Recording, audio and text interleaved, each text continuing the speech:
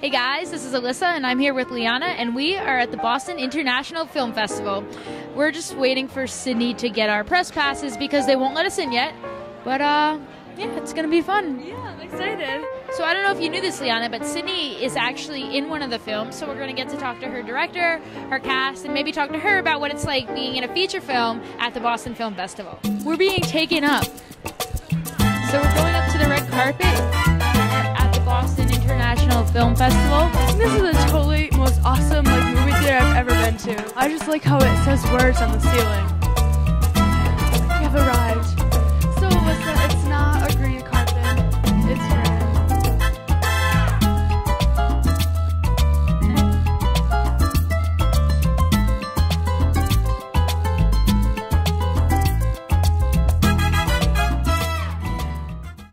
Hi guys, this is Alyssa and you're watching Teenage Critic. I'm here with Derek, who's actually a filmmaker and has a film here premiering at the Boston International Film Festival. So tell me a little bit about your film. Well, it's called The Key in the Frame. It's a short film.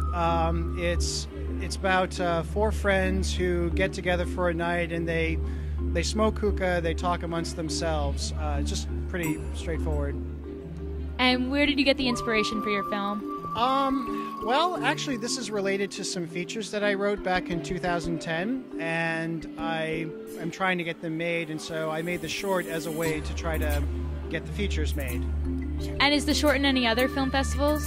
I'm planning on submitting it to the Rhode Island International Film Festival and also the New Hampshire Film Festival. And tell me a little bit about how these film festivals work in terms of how it would help your career. Well, the idea is that if you can, if your film is accepted and shown, it's a way of showcasing that you do it. Also, the fact that you've played at a film festival will help give you some credence as to, it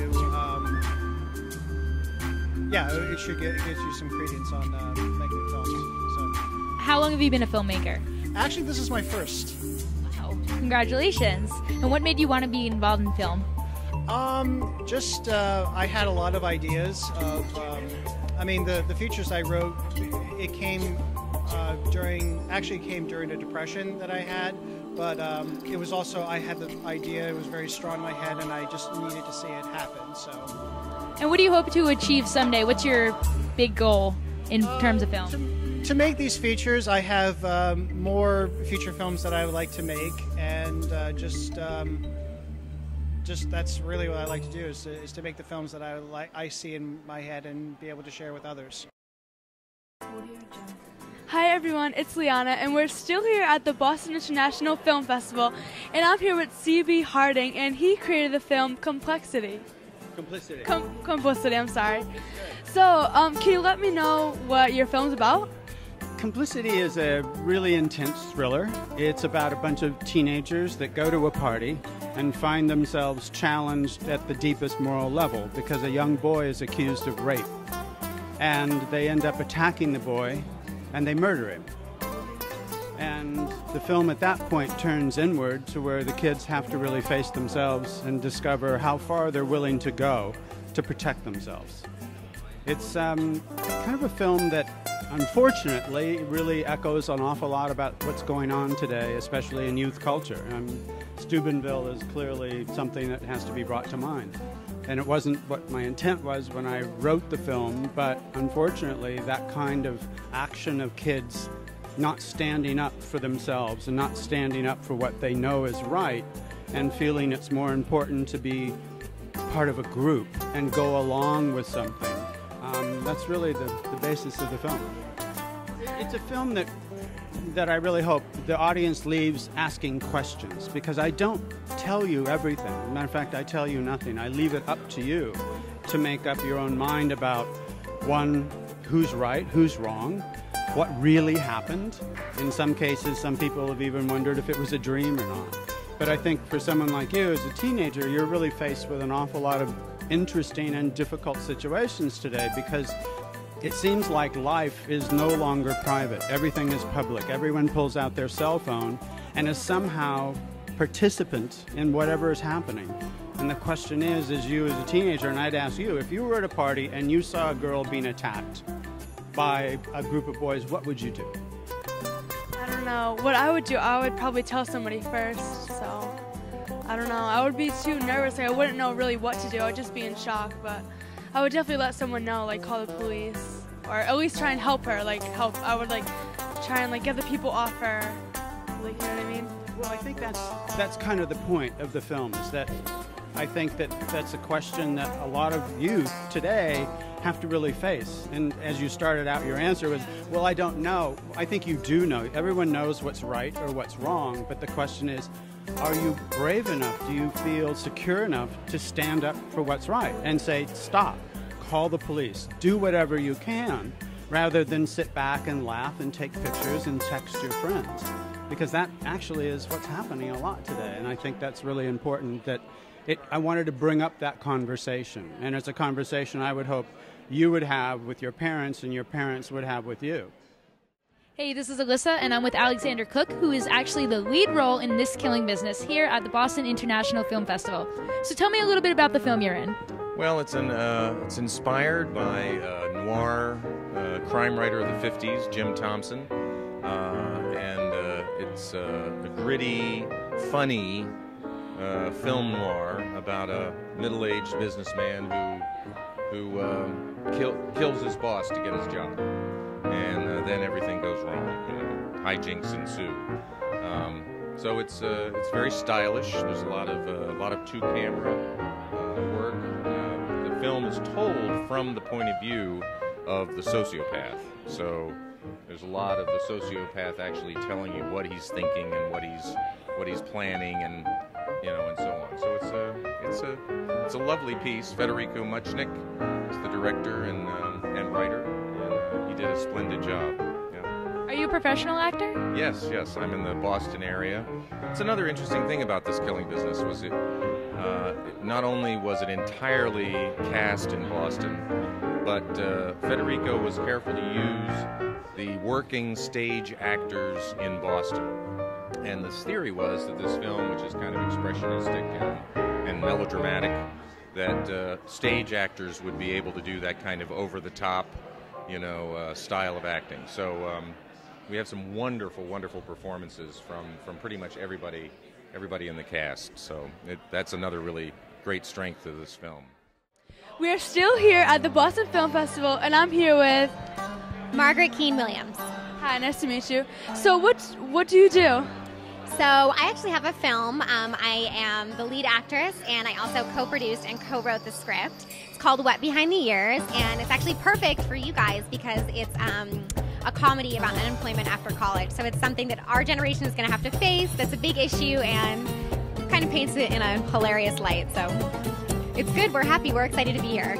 Well, congratulations. How long have you been working on your production? Yeah, so we actually started filming, over a year ago, but the filming actually took 17 days, whereas the post-production, I think this is pretty normal, especially on smaller budget films like ours, was about a year. So, but we're very proud. We're excited.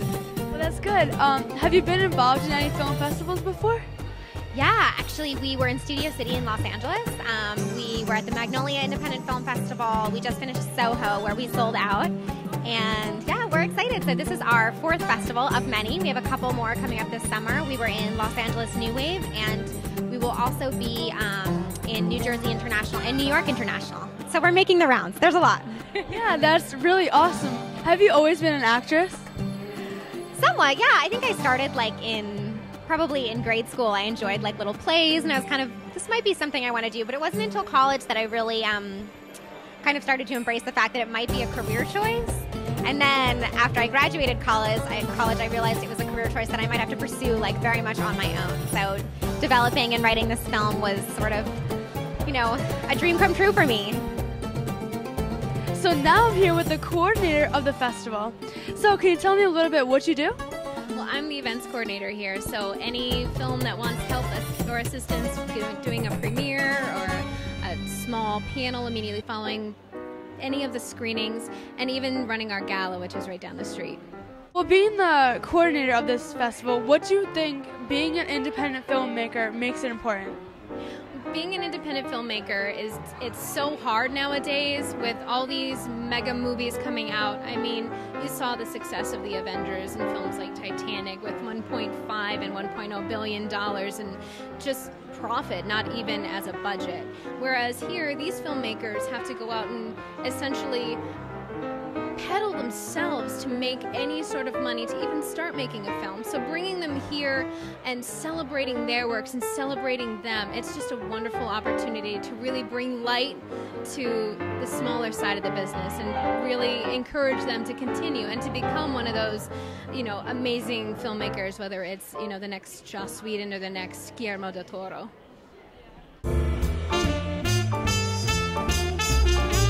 Here now at the gala for the Boston Film Festival.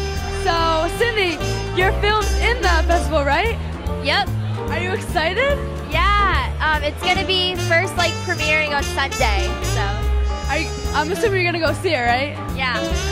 Are you excited? Like, do you feel like it's an accomplishment for you? Yeah. I've only seen it once on like a actual movie screen. So to see it a second time in an actual film festival is gonna be really exciting. Okay, now we're gonna go talk to the director of my film, Talia Navakian. Let's go find her.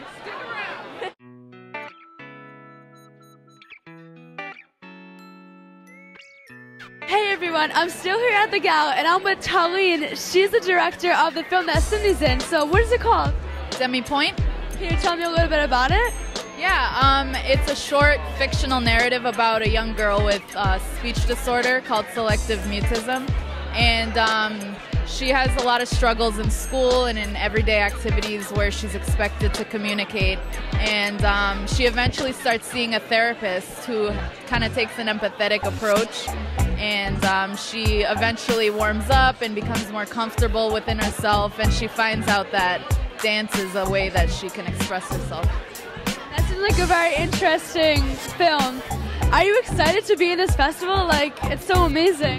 Yeah, I'm very excited. This is actually the first festival that Demi-Point's been accepted into. I've been submitting all year to different festivals around the country, and so it's really exciting, and I'm right out of school, so it's very encouraging. How do you think Sydney did in the film? Sydney was amazing. If I didn't have her, this film wouldn't have happened, and it wouldn't have gotten to where we are today. She's a very strong performer. She was such a joy to work with. She's always focused. I always admired how concentrated she was on set. It was fun, and everyone has been raving about her performance and her acting and just her ability to get into her character. So all in all, you know, I've been impressed with her from the start. Good job, Sydney.